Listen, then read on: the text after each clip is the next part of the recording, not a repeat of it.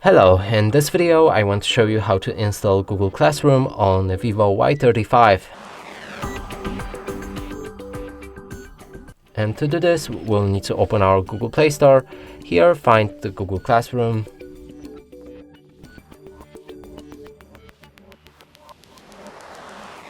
Select it and download it. After installation process is complete, you should be able to launch it. Get started and choose the account you want to use for this classroom. Click on the plus button, join your class, enter the class code right here.